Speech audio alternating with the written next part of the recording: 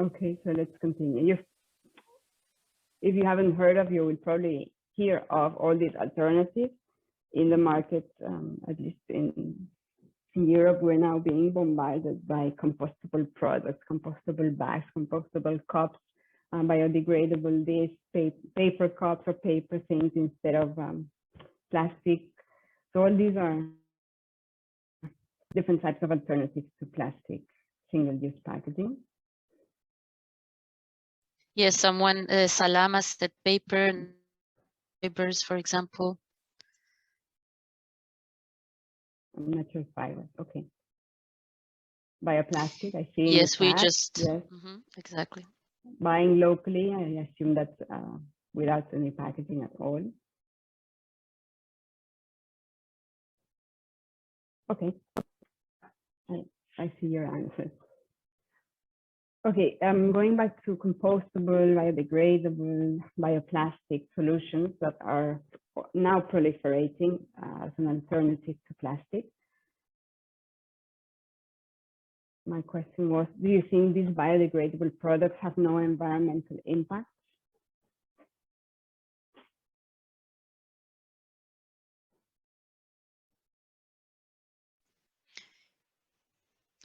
Maybe you can reply by yes or no, and then we see no. No. So Nevena thinks no, there is no impact on biodegradable products. Very interesting. So it seems a majority says no impact. Amesiani, ils ont un impact. Okay. Okay, there's a bit of everything. A bit of everything, yes. Okay, perfect. So let me continue.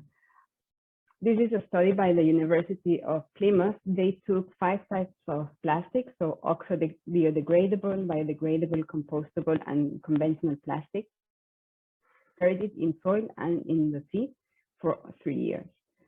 Although the compostable bags did disappear only in the marine environment, you can see in the image on your right that this plastic bag that had been labeled biodegradable, after 3 years in the sea, was still able to carry groceries or weight.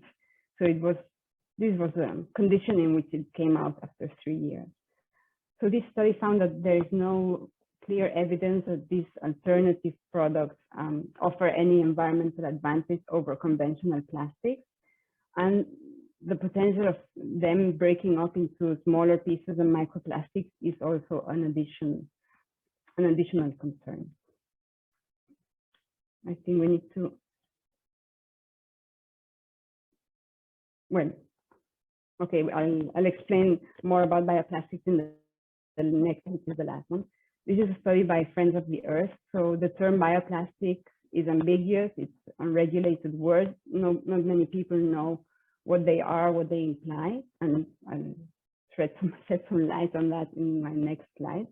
They are mostly composed of conventional plastics, and they are no more sustainable than conventional plastics. They still have environmental impact, mainly because to a greater or lesser extent, they all need oil extraction because they have conventional plastics in them.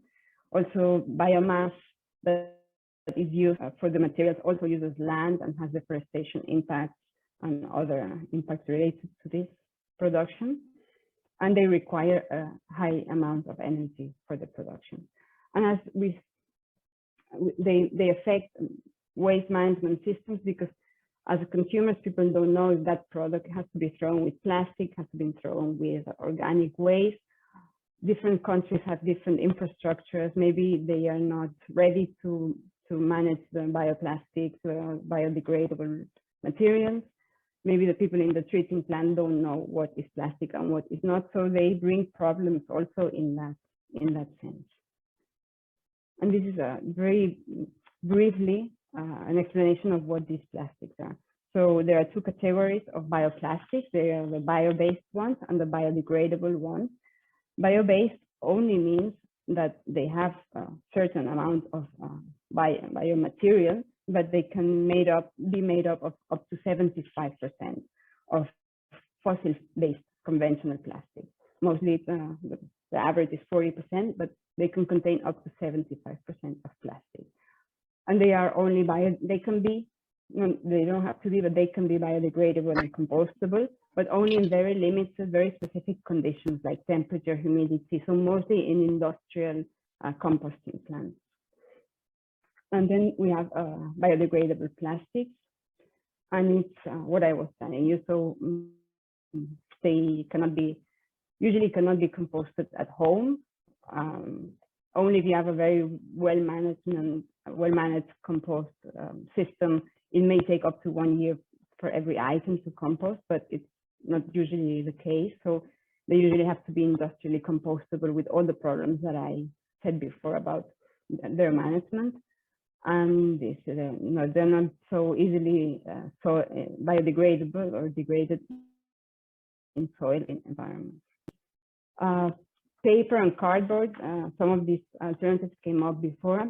They're not either the perfect solution. They also require resource extraction, and there are a lot of harming chemicals, health-harming chemicals in this recycled paper and cardboard that we use at times for food packaging. Okay, so with all the health and environmental impacts that they may have. So we are talking about new materials, but are we promoting or continuing with the same problems? We are, because we are continuing with the single-use culture, but only with different materials. So most of 75% of these bioplastics are still used for single-use products. So use and throw away, use and dispose. We're still generating this waste, only a different kind of waste. We are distracting attention from real solutions, which is to reduce and reuse products and packaging. We will talk about real solutions later on. And these materials make companies facilitate industries greenwashing.